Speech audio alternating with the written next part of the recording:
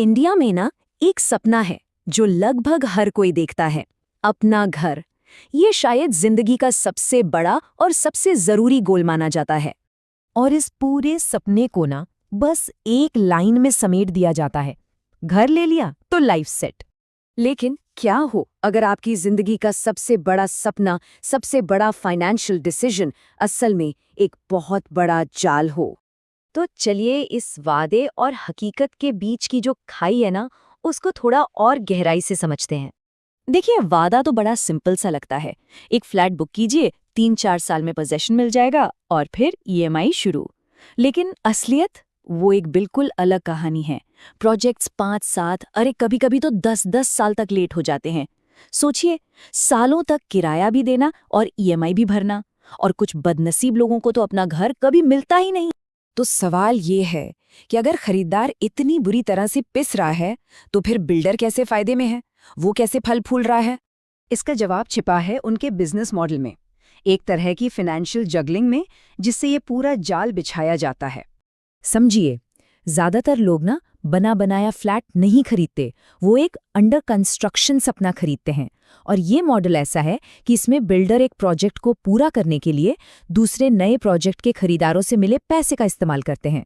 मतलब पैसा एक प्रोजेक्ट से दूसरे में घूमता रहता। अब ये काम कैसे करता है? बहुत सिंपल है। स्टेप 1, बिल्डर ने प्रोजेक्ट ए लॉन्च किया और पैसा इकट्ठा किया। स्टेप 2, फिर उसने प्रोजेक्ट बी लॉन्च कर दिया और वहां से भी पैसा जमा कर लिया। स्टेप 3, अब वो प्रोजेक्ट बी के पैसे से प्रोजेक्ट ए को पूरा करता है।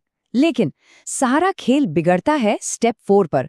अगर नए फ्लैट्स की बिक्री धीमी हो जाए तो ये पूरा का पूरा सिस्टम ताश के पत्तों की तरह ढह जाता है। और जब ये सिस्टम गिरता है ना, तो बीच में कौन फंसता है? सिर्फ और सिर्फ खरीदार।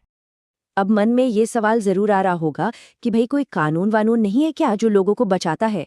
कानून को है, पर वो अक्सर खरीदारों को बचाने में नाकाम क्यों हो जाता है? चलिए देखते हैं। घर खरीदने वालों की सुरक्षा के लिए रेरा जैसा एक बहुत मजबूत कानून बनाया गया था। मतलब कागज पर ये एक बहुत बड़ा हथियार है, पर असलियत में क्या होता है? छोटे मोटे जुर्माने लगते हैं, अपील पर अपील होती रहती है, और इन सब से लड़ते लड़ते खरीदार पूरी तरह से थक जाता है, हार जाता है। होता यह है कि बिल्डर केस को सालों साल खींचते हैं, जब तक कि खरीदार की हिम्मत और पैसा दोनों जवाब न दे दें। यहाँ वक्त ही बिल्डर का सबसे बड़ा हथियार बन जाता है। और सच तो ये है कि ये लड़ाई शुरू से ही बराबर की नहीं होती। पावर का इतना ज्यादा इम्बैलेंस है कि आप सोच भी नहीं सकते। इस टेबल को देखिए, सब साफ हो जाएगा। एक तरफ है घर खरीदने वाला, जिसकी पूरी जिंदगी की कमाई, उसका मेंटल पीस, सब कुछ दांव पर लगा है। और दूसरी तरफ है बिल्डर, जिसका रिस्क ऑलमोस्ट जीरो। खरीदार के पास हथियार के नाम पर बस उम्मीद और सब्र होता है, और बिल्डर के पास वकीलों की पूरी फौज, बड़े बड़े कनेक्शंस और सबसे बड़ा हथियार वक्त। और पता है, इस खेल में पैसा भी सिर्फ एक ही तरफ बहता है। बैंक बिल्डरों को तो लोन दे देते हैं, लेकिन जब बिल्डर की जवाबदेही तय करने की बात आती है तो सिस्टम अक्सर कमजोर पड़ जाता है।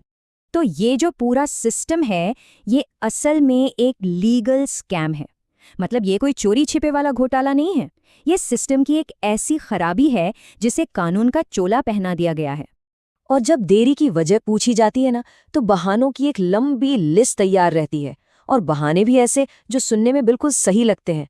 कभी कहेंगे मार्केट में मंदी है, कभी कोविड का बहाना, कभी सरकारी मंजूरी में देर, तो कभी मजदूरों की कमी या मटीरियल के दाम बढ़ गए। बहाना चाहे कुछ भी हो, कीमत हमेशा और हमेशा खरीदार को ही चुकानी पड़ती है। तो फिर सवाल ये है कि अगर ये प्रॉब्लम इतनी बड़ी है, लाखों लोगों को इफेक्ट कर रही है, तो इस पर कोई नेशनल लेवल पे हंगामा क्यों नहीं होता?